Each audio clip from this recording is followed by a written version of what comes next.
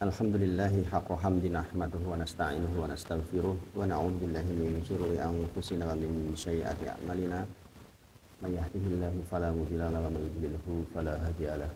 Asyhadu an la ilaha illallah wa asyhadu anna Muhammadan abduhu wa rasuluh. Allahumma shalli ala Muhammad wa ala ali Muhammad.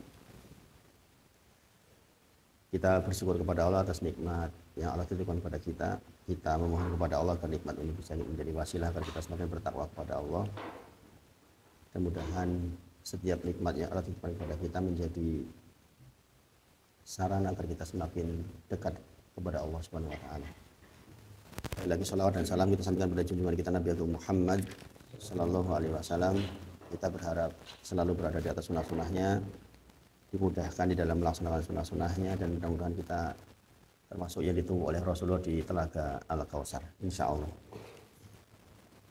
Kemarin terakhir masih membahas tentang duduk di antara dua sujud, dan kita sedang membahas kalimat Robbik Firli insyaallah. Saya agak lupa sebenarnya, tadi saya lihat videonya sepertinya itu. Kemarin kita juga sudah membahas tentang 3 alasan mengapa kita beristighfar. Kemudian di antara rahasia kenapa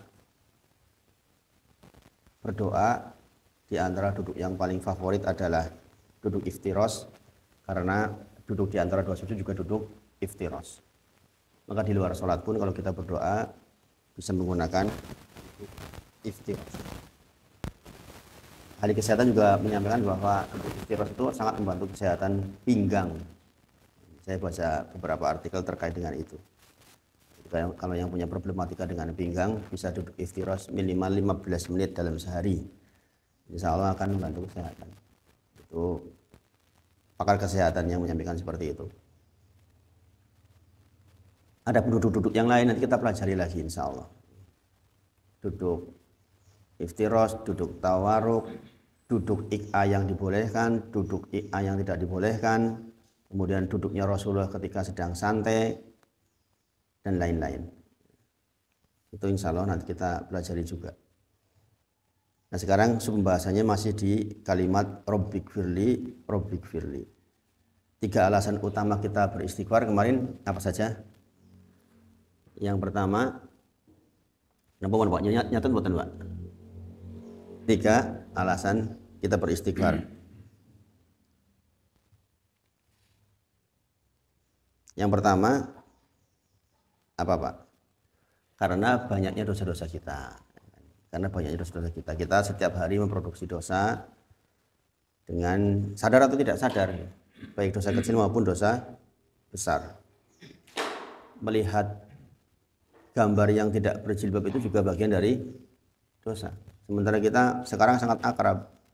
Kita lihat stasiun TV juga, mana ada stasiun TV yang syar'i. Bahkan pembawa acaranya pun pakaiannya ya seperti itu. Nah ini dunia yang kita hadapi sekarang, itu tidak bisa kita hindari. Nah, makanya kita butuh istighfar, karena yang seperti itu harus diistighfari. Itu hal kecil, bagaimana lagi yang lain. Artinya kita memang tidak bisa lepas dari yang namanya dosa-dosa. Makanya di antara hadis yang sangat populer, yang agak hati-hati sebenarnya memahaminya, yaitu ketika disampaikan oleh Rasulullah, jika kalian tidak berbuat dosa maka kalian akan dimusnahkan dan digantikan dengan kaum baru yang berdosa yang dia beristighfar. Gimana itu? Bukan motivasi untuk berbuat dosa nih.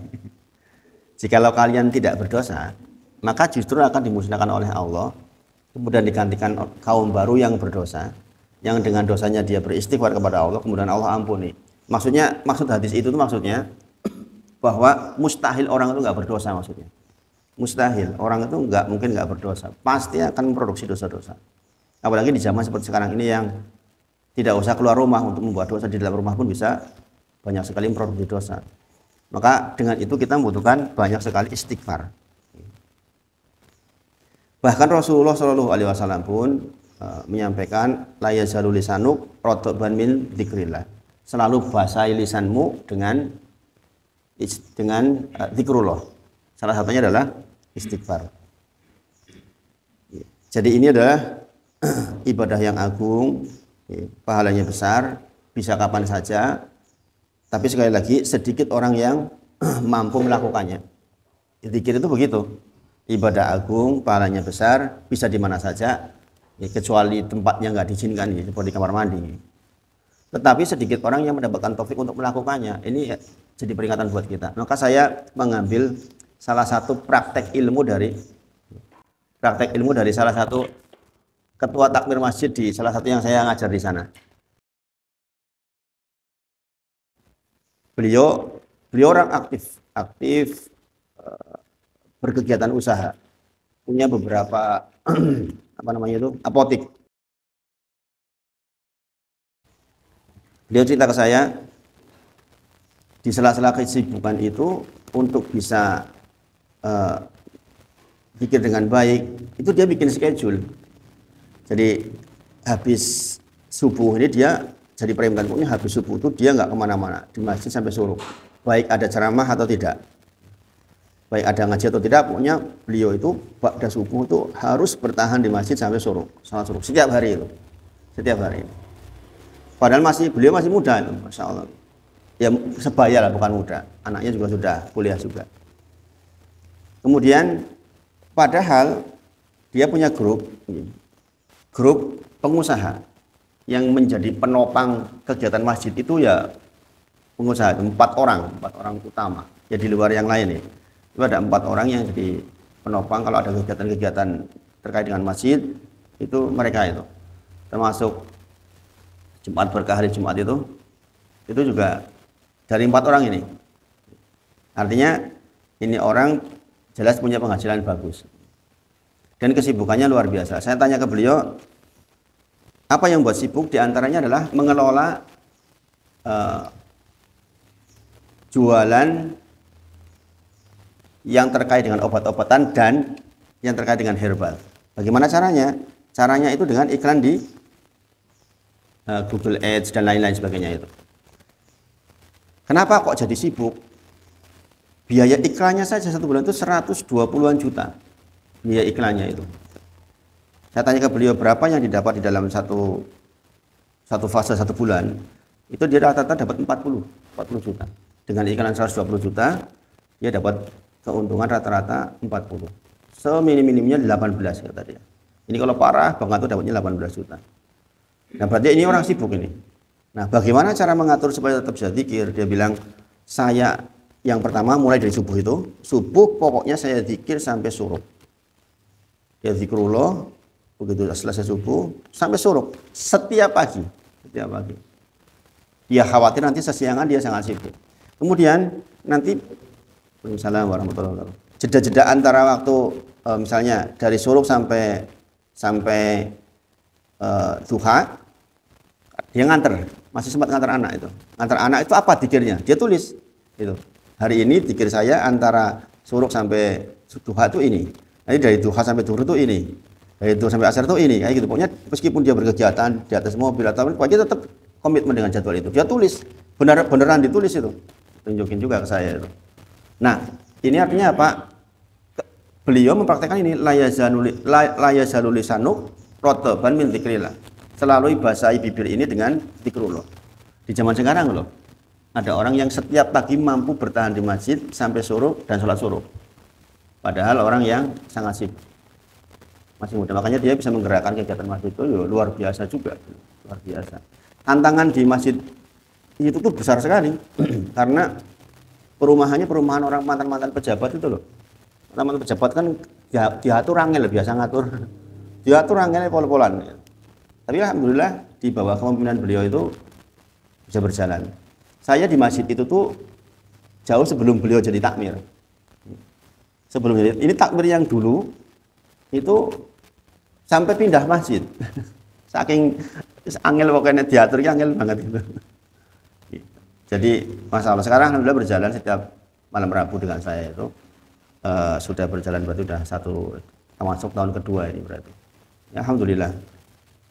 Ini karena apa? Di antaranya adalah menjaganinya dengan la yazalul lisanuk rotban min dzikrillah. Selalu bahasa lisan ini dengan zikrullah. Di sehari-hari itu dia punya schedule, punya jadwal, punya kurikulum zikir, dimulainya ya ini pagi ini, mulai pagi. Saya diceritain sama salah satu jemaah yang lain yang kebetulan dekat dengan saya juga, mantan karyawan di UGM dulu. Beliau cerita, ini loh yang masih muda tapi setiap pagi bisa bertahan sampai suruh karena beliau berdua itu. Kalau yang itu sudah sepuh biasa maklum lah, yang sudah sepuh memang sudah waktunya seperti itu. Yang ini masih relatif muda dan bisa melakukan itu. Itu luar biasa di zaman seperti sekarang. Saya aja nggak bisa tiap pagi kayak gitu. Itu masya Allah.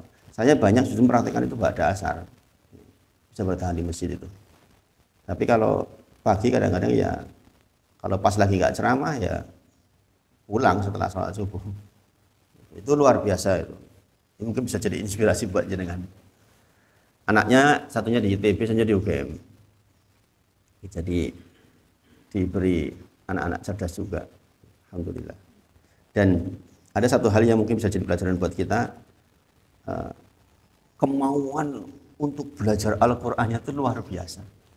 Luar biasa. Bayangkan, orang sudah sibuk seperti itu, dia masih sempat setiap Rabu pagi datang ke pondoknya Aziz ya, ke Ustadz Ibnu. Di sana kan kebetulan jadi rujukan itu Ustadz Ibnu, Ustadz Ulinuha sekarang udah sibuk banget. Rabu pagi disediakan oleh pondok, siapapun orang di luar yang mau setoran bacaannya dipersilahkan. Dia itu masuknya setor. Bayangin, membetulkan bacaannya. Kadang-kadang datang cuma dengan hanya baca 3-4 ayat, disetorkan. Saya bacanya udah betul belum? Disetorin ke Ustadz Ibnu ya. Luar biasa enggak itu? Zaman sekarang masih ada orang seperti itu. Padahal pengusaha menopang kegiatan masjid, ngurus iklan di atas 100 juta per bulan, itu saya pikir cukup istimewa di zaman seperti sekarang ini. Umur juga masih relatif muda. Muda ukuran orang tua maksudnya ini. Anaknya ya bis kuliah. Masya Allah.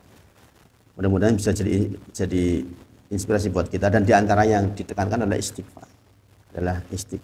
Karena sekali lagi ibadah agung, pahala besar bisa kapan saja. Ini beliau itu terinspirasi dari kalimat ini dulu ceritanya.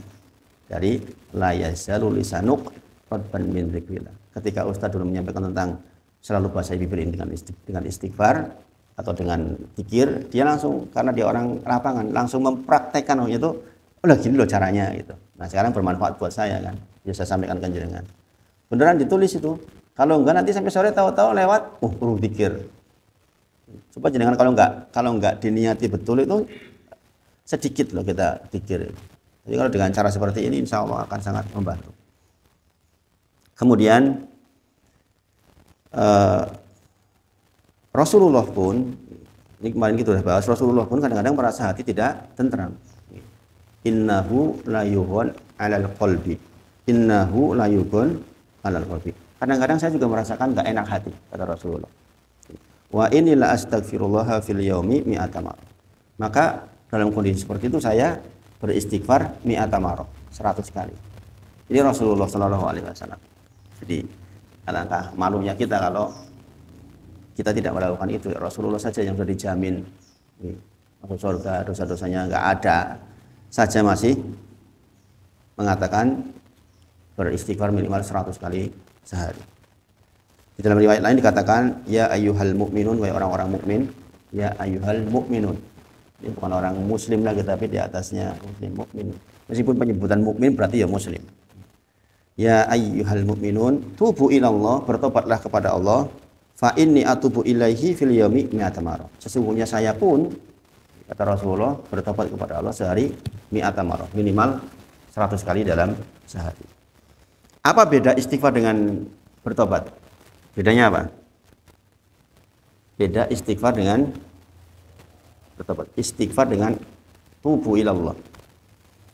Kalau bertobat itu untuk urusan kita sendiri pribadi. Dosa-dosa kita, kekeliruan kita tobati. Tubu ilallah. Kalau istighfar ini bisa bermanfaat untuk diri sendiri dan orang lain. Jenengan mengistighfari orang tua jenengan bisa enggak? Bisa. Allahumma ighfirli wa li walidayya warhamhuma kama rabbayani shaghira. Itu istighfar untuk orang tua kita. Ya kan? Kemudian kita mengistighfari yang sudah meninggal bisa enggak? Bisa. Allahumma ighfir lahu warhamhu wa'afihi wa'fu anhu. Itu kita istighfar untuk orang yang sudah mati. ya kan? Maka kalau tobat itu terkait dengan diri sendiri, kalau istighfar itu terkait dengan diri sendiri dan orang lain. Makanya ada seseorang bertanya kepada Allah, apa ini? Kok saya diangkat derajatnya di sini?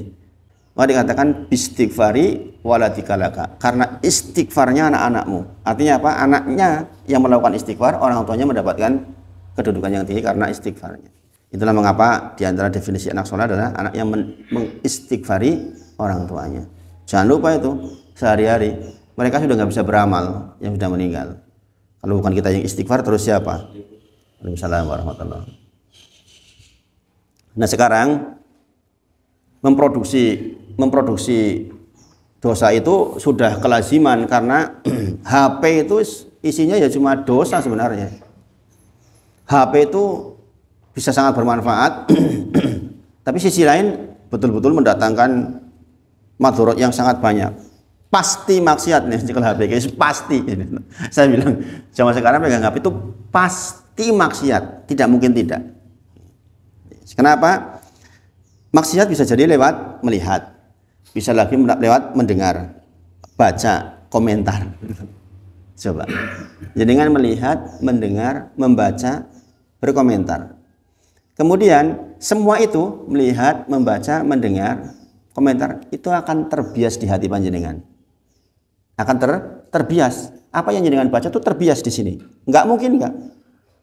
Informasi dalam bentuk apapun pasti akan mengisi sebagian file di dalam diri kita, nggak mungkin nggak. Saya membaca tentang pembunuhan misalnya, pasti di sini ada kan, tersisa di sini. Ngisi satu file, oh tadi terjadi pembunuhan, gini. Dan kalau kita lihat sekarang, nyawa murah banget kan, sekarang itu subhanallah.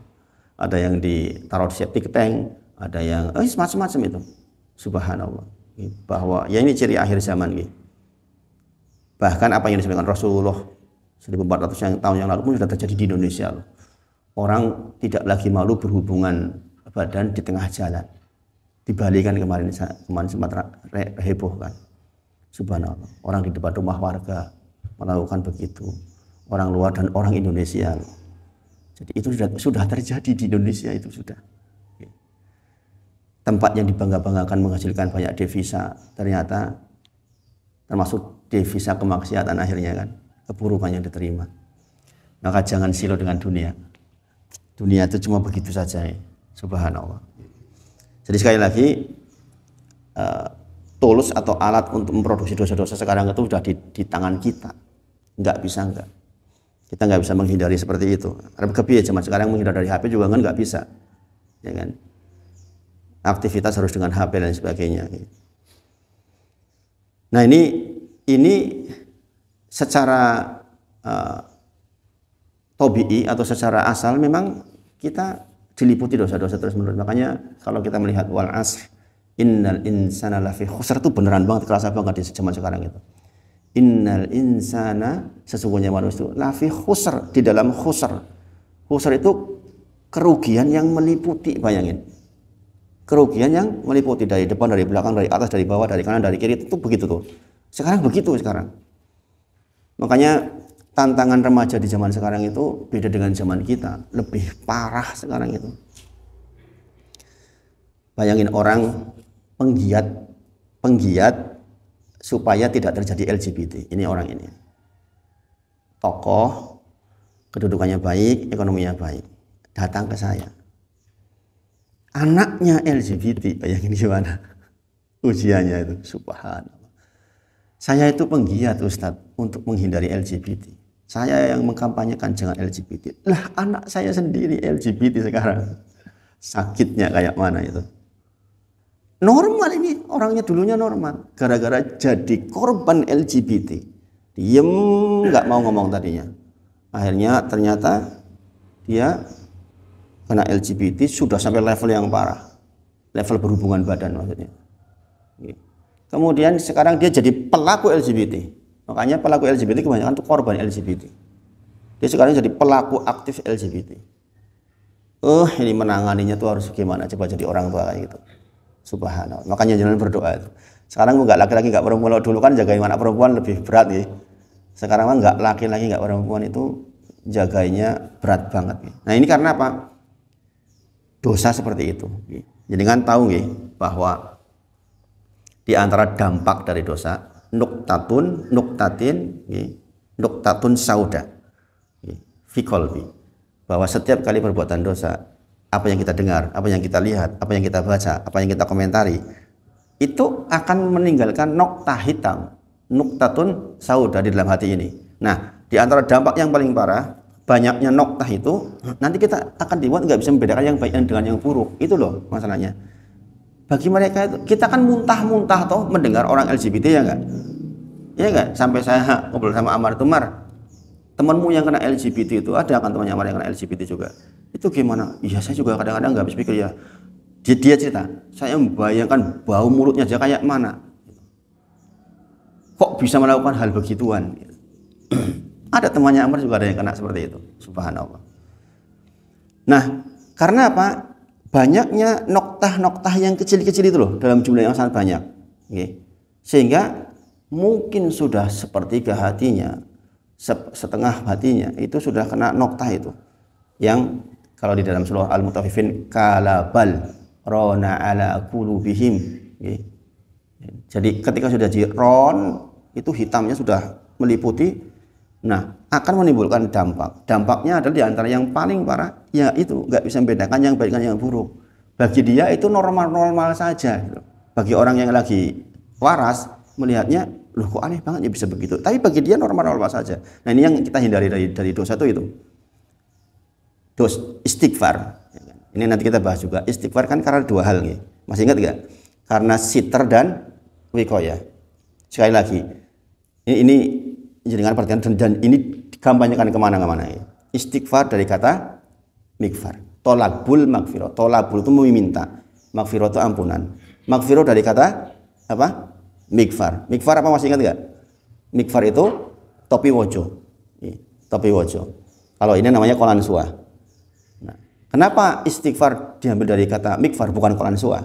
Karena kita berharap dari istighfar itu dua hal, yaitu sebagai sitr itu penutup. Ini namanya sitr. Ini sitr saja fungsinya nih, menutupi. Sing acak-acakan dadi akrod rapi. Kalau di dalam bahasa istighfar, ya menutupi aib-aib dosa-dosa kita. Aib-aib yang sudah bacut, keburukan kita tutup ya Allah, tutup, jangan ditumbuhkan.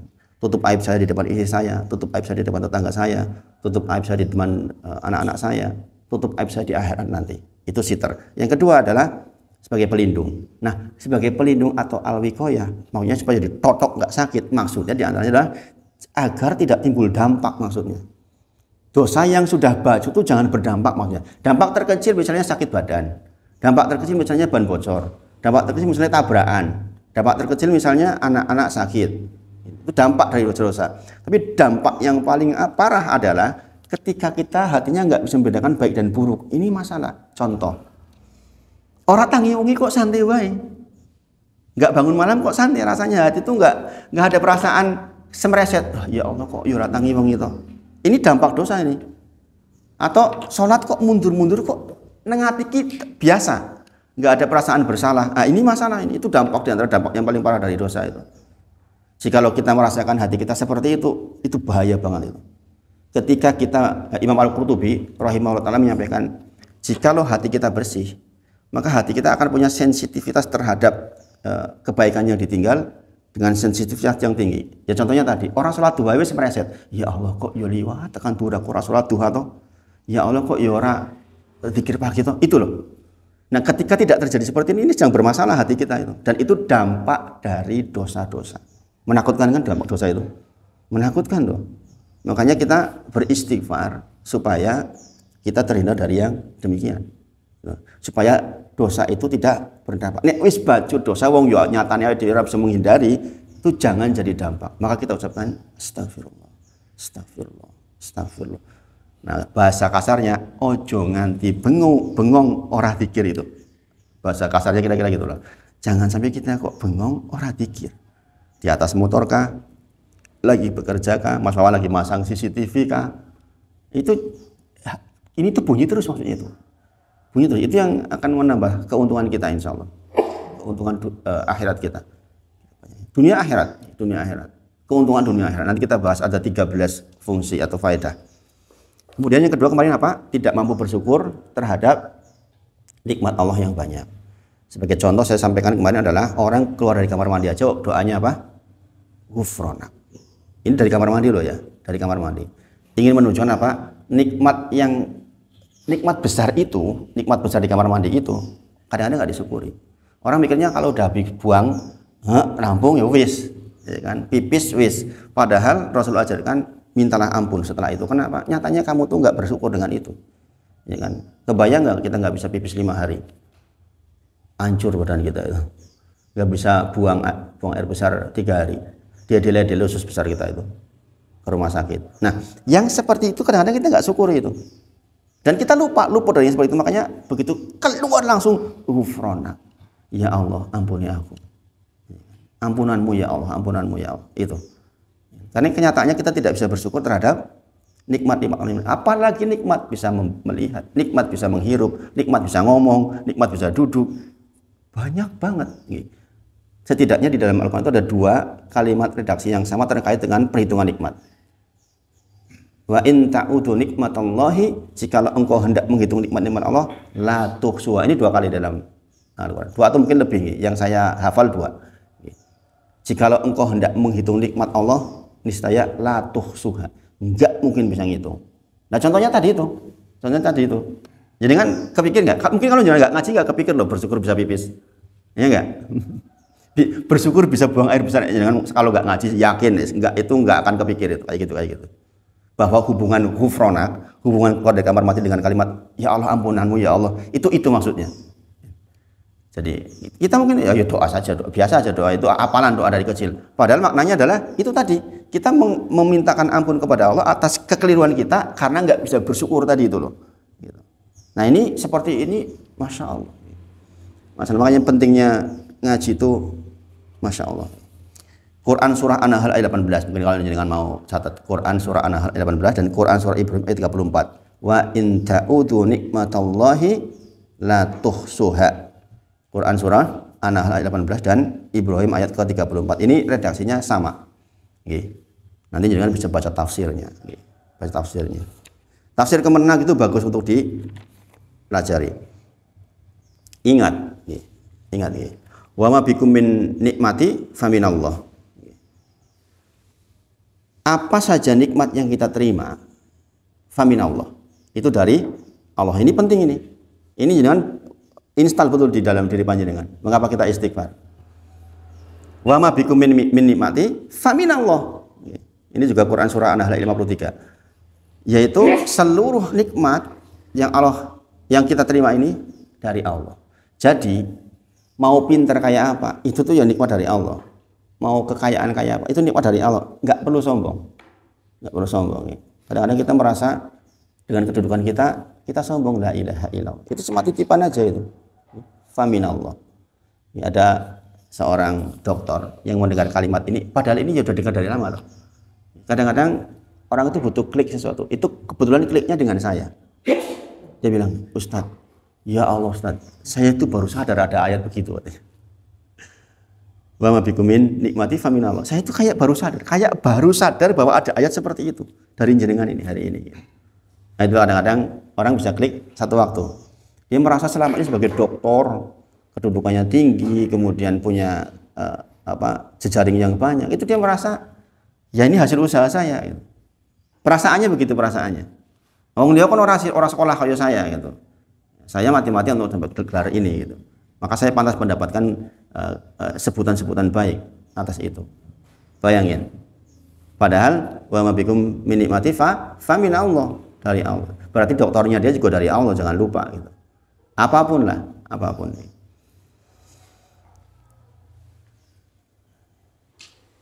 Maka para ulama kalau berdoa gitu, di antara doanya para ulama itu bahasa Indonesia kira-kira gini, ya Allah kami bersyukur kepadamu sebanyak nikmat yang disyukuri oleh orang-orang yang bersyukur dalam setiap lisan dan setiap waktu. Bayangin, ini indah banget kan gitu. Jadi kalau bersyukur mau mengumpulkan syukur itu seperti itu. Alhamdulillah, ya Allah saya bersyukur kepadamu sebanyak nikmat yang disyukuri oleh orang-orang yang bersyukur dalam setiap lisan dan setiap waktu.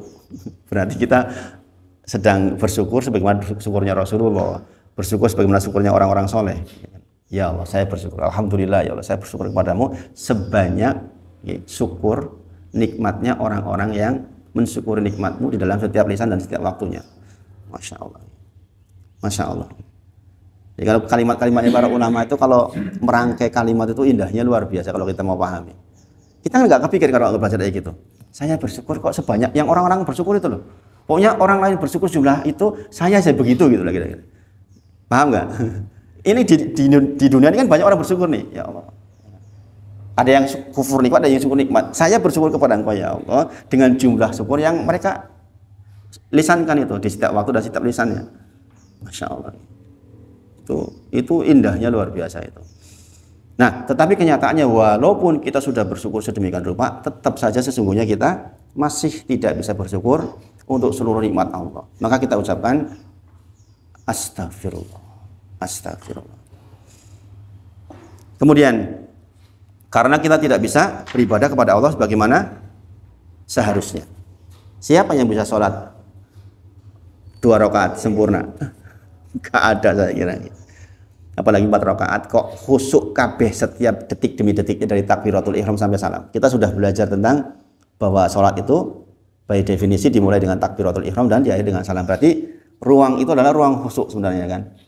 Tapi kenyataannya apakah kita selalu khusyuk? Saya saja kadang-kadang imam yosok lali. Rokaatnya kadang-kadang lali. Ya kan? Maka karena alasan itulah kita beristighfar kepada Allah. Karena kita tidak bisa beribadah atau mengagungkan Allah sebagaimana seharusnya. Maka kalau jangan perhatikan orang-orang robbaniin, orang-orang robbani adalah orang-orang yang dekat dengan Allah itu. Justru adalah orang-orang yang banyak beristighfar. Karena orang-orang ini merasa malu dengan ibadahnya. Orang semakin soleh, semakin banyak ibadah, semakin malu dengan ibadahnya. Bukan semakin bangga, aku wis oke kok ibadah. Bukan. Justru semakin malu. Contohnya ya banyak hal di dalam ayat itu. Contoh ya habis sholat, yang paling ringan habis sholat, istighfar. Ya kan? Kita semua insya Allah. Assalamualaikum, assalamualaikum, maka kita astagfirullah, astagfirullah, astagfirullah 3 kali. Meskipun dulu waktu masih kecil, alhamdulillah dulu. Waktu masih kecil, alhamdulillah. Karena ajarannya begitu, alhamdulillah. Dulu di kampung-kampung kan ajarannya assalamualaikum, alhamdulillah, salim kan gitu kan. Sekarang setelah belajar, oh istighfar ya yang betul itu. Tanpa menyalahkan yang alhamdulillah. Alhamdulillah mungkin karena taunya seperti itu. Kemudian orang-orang soleh di ujung malam juga istighfar. Wabil asharihum yastaghfirun. Wal mustaghfirina bil ashar. Ini dalam Quran surah Ali Imran di antaranya. Orang-orang yang di ujung malam justru bangun, sholat malam, kemudian istighfar. Sekali lagi saya ulang. Aisyah radhiyallahu anha bertanya, ya Rasulullah, mereka itu siapa? Apakah mereka pemabuk di siang hari? Mereka berbuat dosa di siang hari? Mereka melakukan penipuan di siang hari? Apakah mereka adalah pelaku maksiat di siang hari? Kok mereka setelah sholat malamnya kemudian istighfar banyak? Bukan. Mereka itu orang yang takut. Yang barusan tadi itu sholatnya nggak diterima oleh Allah karena merasa nggak bagus. Jadi kalau kita mau dekat dengan Allah dia begitu. Sekali lagi kita harus seimbang antara khauf dan roja. Di antara khauf dan roja ini ada kepalanya yaitu hubbi. Ini sekali lagi saya ingatkan, mumpung ingat, ibadah kita kepada Allah itu bisa terbang dan naik kepada Allah dengan 3 keadaan, yaitu ada hubbi kepalanya. Kepala itu yang mengarahkan kita kemana. Namanya kepala burung kan yang mengarahkan kemana? Pergi. Bagaimana supaya ini bisa menuju kepada yang diarahkan? Ada 2 sayap. 2 sayap itulah yang namanya khauf dan roja, rasa takut dan rasa harap. Ada kelompok yang menggunakan rasa harap tok. Rahmat Allah luas, rahmat Allah luas, rahmat Allah luas. Berarti sholat ora pati pernah ya ora apa-apa, sikile ngangkat ya ora apa-apa, tidak dengan 7 anggota badan ya ora apa-apa. di YouTube itu ada loh orang kayak gini, ngajari begini. Sholat ngene iki ya ora apa-apa. Diangkat kakinya. Ya enggak? Gusti Allah ki rahmatnya luas, ya kan? Ada yang begitu enggak? Ada yang begitu. Maring iblis gampang diterima wah Gusti Allah orang apa. Gusti Allah ki luas. Itu tuh kalimat itu betul kalau sudah berusaha sebelumnya. Saya sudah berusaha mati-matian kok yora iso karena sakit kah, karena ada halangan kah? Itu namanya roja. Kalau ujuk-ujuk wong sehat-sehat koyo ngono, nah itu namanya bukan roja, itu namanya ngawur, ya kan? Itu namanya ngawur. Makanya ada khauf, ada roja. Maksudnya gini, khauf itu dengan khauf kita takut kepada Allah sehingga kita rapi, berusaha rapi. Ning nyata nih berusaha serapi apapun kan kadang-kadang kita keliru ya enggak? Atau enggak sempurna, maka kita punya roja. Roja itu rasa harap, ya Allah, waktu rahmatnya luas, saya udah berusaha ya Allah, ya ketompo lah ya Allah, gitu maksudnya itu. Jadi jangan ujuk-ujuk gigi, ujuk-ujuk rahmatnya Allah luas, gampang. Ini banyak ini. Mohon maaf. Ini tok nih, nggak punya ini nih. Oke. Rasa roja, Allah tuh luas rahmatnya. Surah kakian ini, Gusti Allah kis gitu. Solatnya kadang-kadang berubah gedang ya ora apa-apa. Ketompo gitu loh. Ya ini benar dari satu sisi, tapi setelah melakukan yang khauf, kita mencoba untuk bisa, maksudnya mencoba untuk teratur, mencoba untuk pikir banyak. Kok kenyataannya ini kita nggak sempurna juga, maka kita roja. Ya supaya ngono insyaallah yuk ketemu ya Allah dengan rahmatnya luas. Maka sekali lagi ibadah itu begitu. Kita sholat juga membawa 3 hal ini kan, yaitu ada kepalanya yang namanya hubbi, cinta kita kepada Allah. Kenapa kita sholat? Karena kita cinta kepada Allah. Jenengan gimana sih kalau cinta itu? Ya kan? Jenengan pernah jatuh cinta teman-teman? Rasanya piye nek ora ketemu? Saya pun pernah merasakan Mas Wawan, bahwa itu benar, itu bukan cerita pepesan kosong. Ketika lagi jatuh cinta dulu, udah tahu bahwa saya mau didekatkan sama yang bersangkutan, yang sekarang jadi istri. Ini rasanya sejam orang krungu kabarnya itu aneh itu. Iya enggak? Iya enggak sih, jenengan pernah merasakan kayak gitu enggak, Pak? Pernah pasti pernah. Ini saiki rada-rada lali mbok menawa. Apalagi zaman jahiliyah. Yang ngisi ini, kalau saya alhamdulillah waktu itu sudah didekatkan oleh teman itu. Jadi rasanya kalau nggak dikabari tentangnya, zaman dahulu kan cuma pakai pager, ya kan? Dulu cuma pakai pager dulu itu, zaman belum ada telepon-teleponnya itu. Kenapa? Pakai pager aja. Udah luar biasa itu. Pager itu kita bayangin aja, kita ke wartel ya. Kita ke wartel, titip pesen. Itu rasanya kalau sehari nggak dapat kabar itu ya Allah. Ketika sudah tahu itu bakal jadi istri itu. Nah ini nih. Kecintaan, jadi kan rasanya nggak kecintaan kepada Allah begitu itu. Kan harus lebih dari itu. Orang ketemu sak jam ya Allah, orang ketemu 5 menit rasanya ya Allah. Aku tuh ya kangen karo panjenengan. Ya enggak? Itu loh. Itu namanya hobi. Ya kan? Perasaan cinta. Nah, perasaan cinta ini akan terbang menuju Allah kalau ada rasa takut dan harapan. Selalu seperti itu dalam ibadah kita. Ini ada sebuah pembahasan sendiri tentang ini loh, tentang bagaimana ibadah itu naik kepada Allah Subhanahu wa taala. Makanya orang yang dijanjikan akan mendapatkan husnul khotimah adalah orang yang menghadirkan 2 ini kan, kita sudah pernah bahas, yaitu perasaan takut dan perasaan roja, harap. Ketika orang sakaratul maut, ya Allah, dosa aku oke banget ya Allah, wedi tenan karo Gusti Allah. Ning yo di sisi lain, ya Allah diampuni ya Allah. Itu loh maksudnya itu. Kalau ada perasaan ini insya Allah kita husnul khotimah. Jadi jangan tenang aja. Husnul khotimah insya Allah. Kalau udah belajar begini insya Allah husnul khotimah insya Allah. Karena kita sudah dibimbing oleh ilmu. Dibimbing oleh irsad wal bayan namanya ini kan. Yaitu hidayah ilmu, irsad wal bayan. Petunjuk dan keterangan yang jelas. Gitu. Jadi sekali lagi, karena kita tidak bisa beribadah untuk mengagungkan Allah sebagaimana mestinya, maka kita beristighfar. Maka sekali lagi saya sebutkan, ini berarti mengulang tok ini kayaknya nih. Jadi lihat di dalam Quran surah Al-Baqarah ayat 199. Quran surah Al-Baqarah 199. Suma afitu min haitsu afadun nas wastaghfirullah innallaha ghafurur rahim. Kemarin sudah saya bahas. Ketika kita selesai dari wukuf di Arafah, maka perintahnya istighfar. Kebayang enggak ini kan? Bayangin, nunggunya suwe, ya kan? Yang namanya haji itu biayanya banyak, fisik berat, ya kan? Umroh aja sekarang berat ya Pak Tono ya, ngaduk Pak Tono. Umroh aja berat toh sekarang, ya kan? Setelah wukuf di Arafah, kalau umroh mampir ke tempat wukuf nggak Mas? Mampir juga.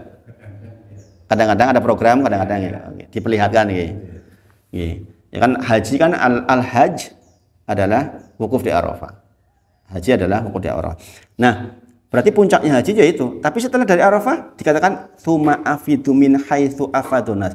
tsumma afidu, maka bertolaklah min dari haitsu afadonas, tempat bertolaknya orang-orang. Maksudnya adalah padang Arafah. Kemudian ketika keluar dari situ apa yang dikatakan? Wastaghfirullah. Beristighfarlah, innallaha ghafurur rahim. Sesungguhnya Allah Maha Pengampun. Bayangin. Tuh. Kenapa? Karena bisa jadi tadi waktu wukuf kita tuh nggak konsentrasi amat gitu. Ya kan? Kita disuruh di situ untuk berpuasa, banyak bernyanyi, kadang-kadang ya isi sempat ngobrol, isi sempat macam-macam lah. Ya kan? Nah, ketika seperti itu maka kita disuruh beristighfar kepada Allah Subhanahu wa taala. Kemudian sebagaimana kita bahas, sholat sepanjang isinya adalah istighfar. Dari iftitahnya kita, Allahumma, misalnya yang pakai Allahumma ba'id baini, Allahumma ba'id baini wa baina khotoya, istighfar. Kemudian ruku, sujud, subhanakallahumma rabbana wa bihamdika, Allahumma gfirli, istighfar. Kemudian duduk di antara sujud, yang kita bahas sekarang, Rabbik firli, istighfar. Kemudian doa sebelum salam, kemarin kita sudah bahas, Allahumma gfirli ma qaddamtu wa ma akhortu wa ma asrartu wa ma a'lantu, ini istighfar ini. Ini redaksi yang harusnya jangan hafalin besok. Salah satu doanya Rasulullah ketika sebelum salam itu ini, Allahumma gfirli. Di samping yang lain-lain ya, samping-samping. Allahumma ini ala dzikrika wa syukrika wa husni ibadatik, jelas hadisnya sahih. Sebelum salam jangan mengucapkan Allahumma ini ala dzikrika wa syukrika wa husni ibadatik, itu sahih. Ini juga sahih. Allahumma gfirli ma qaddamtu wa ma akhortu. Ya. Artinya ya Allah ampunilah aku akan dosaku yang dilewatkan dan yang diakhirkan. Wa ma asrartu wa ma a'lantu, yang aku simpen dan aku keluarkan, ya kan? Kemudian wa ma asraftu. Asraftu itu berlebihan. Wis janji orang nutul video pendek nutul meneh. Nonton meneh. 1 menit lagi. Nah ini wa ma asraftu, berlebihan kita dalam dosa. Ulang-ulang berlebihan asraftu itu. Wa ma anta a'lamu bihi minni, atau segala dosa yang engkau lebih tahu daripada aku, yang saya nggak tahu. Ada hal-hal yang mungkin nggak terfikir di kita, padahal dosa. Kita mintakan pada Allah dengan wa ma anta a'lamu bihi minni, engkau lebih tahu terhadap dosaku yang saya nggak tahu. Kemudian antal muqaddimu wa antal muakhiru la ilaha illa anta, engkau lah yang awal, engkau lah yang mengakhirkan, kemudian la ilaha illa anta, tidak ada yang disembah kecuali engkau. Ini salah satu redaksi doanya Rasulullah ketika sebelum salam. Ini kalau kita nggak ngaji begini nggak ngerti nih. Karena nggak lazim, ya nggak. Jangan juga baru dengar ini, ya kan? Hal-hal seperti ini itu memang dibutuhkan untuk kita pelajari supaya menambah kelengkapan dari sholat kita. Kemudian habis seperti ini bermajelis juga doanya istighfar, ya kan? Doanya juga istighfar. Subhanakallahumma wa bihamdika asyhadu an la ilaha illa anta astaghfiruka wa atubu ilaik. Bahkan 2. Astaghfiruka, beristighfar, wa atubu ilaik, dan bertobat kepada Allah. Kenapa? Bisa jadi ketika bermajelis seperti ini ada soal, kita menyampaikan, kadang-kadang menyinggung dan lain sebagainya.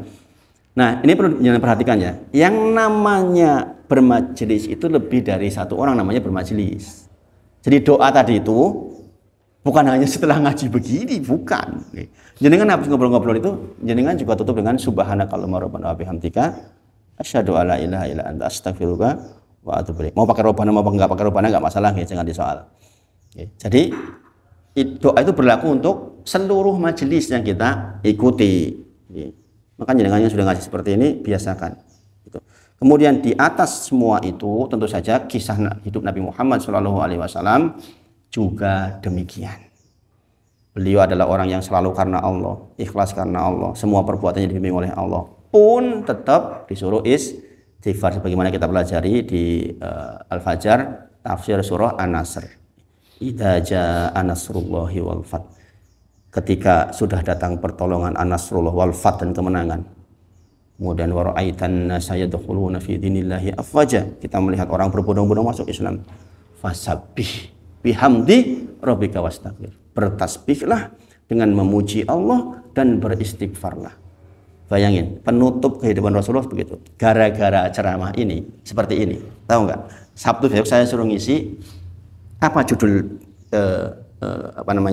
judul ceramahnya. Saya baru kali pertama ini dimintai judul ceramah begini. Ini judulnya Ustadz, saya tasakuran. Karena saya sudah merasa menjadi orang tua yang purna.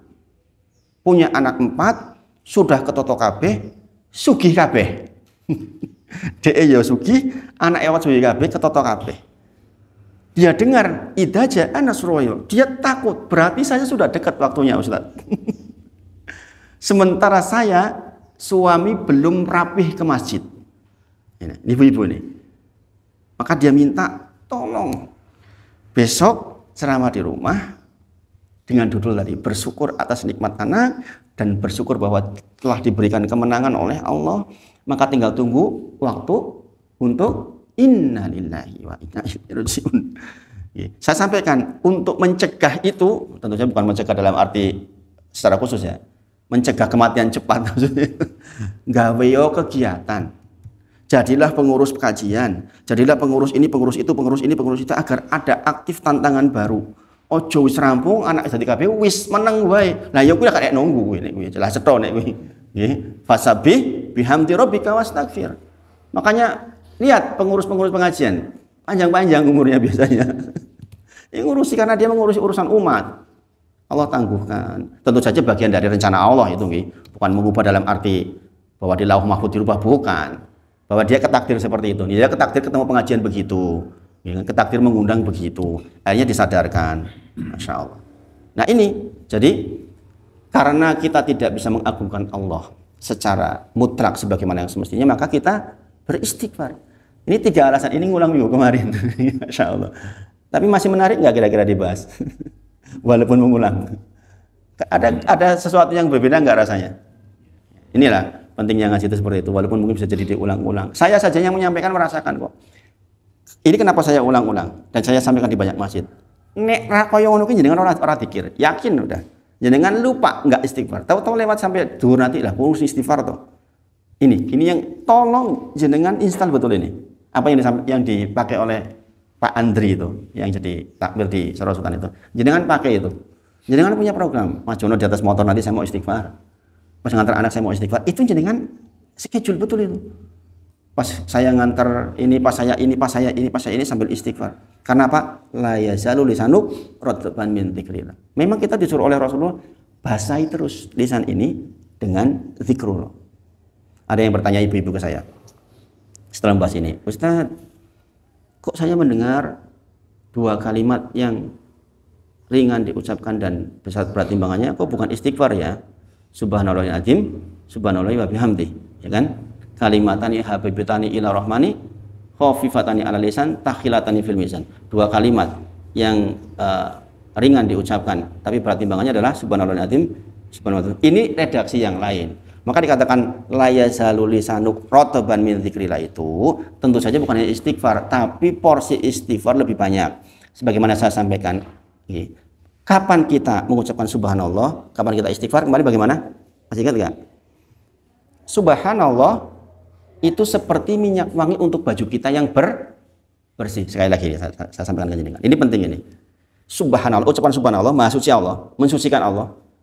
Allah suci dari segala sesuatu keburukan. Allah nggak mungkin punya kekurangan. Kita mengucapkan subhanallah. Dan ini selalu biasanya perintahnya subhanallah dan istighfar. Subhanallah itu seperti minyak wangi di baju bersih kita. Sekali lagi saya ucapkan. Ini saya ulang 3 kali baru jenengan masuk. Subhanallah seperti apa? Seperti minyak wangi di baju bersih kita. Baju bersih. Ini baju ini kotor, kira-kira di minyak wangi ini bagus nggak? Baju kotor jenengan semproti minyak wangi, bagus nggak?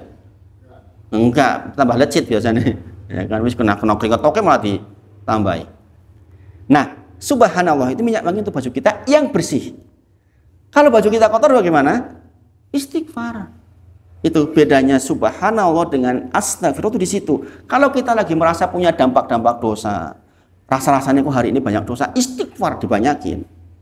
Nah, nanti di ujung sore jangan mungkin karena sudah banyak istighfarnya bisa ucapkan subhanallah, subhanallahil azim, subhanallah wa bihamdi. Itu bedanya itu. Indahnya para ulama menyebut tentang 2 definisi ini, masya Allah. Maka kombinasi ini jenengan selalu gunakan terus, maka insya Allah mudah-mudahan kita menjadi orang-orang yang beruntung. Pagi ini ternyata hanya ngulang. Nanti faedahnya di pertemuan berikutnya lagi insya Allah. Mudah-mudahan Allah rahmati kita semua, dimudahkan di dalam terus-terusan membaca lisan ini dengan zikrullah. Kita tutup dengan kafaratul majlis yang juga adalah istighfar. Subhanakallahumma wa bihamdika asyhadu alla ilaha illa anta astaghfiruka wa atubu ilaik. Wa akhiru da'wana alhamdulillahirabbil alamin. Assalamualaikum warahmatullahi wabarakatuh.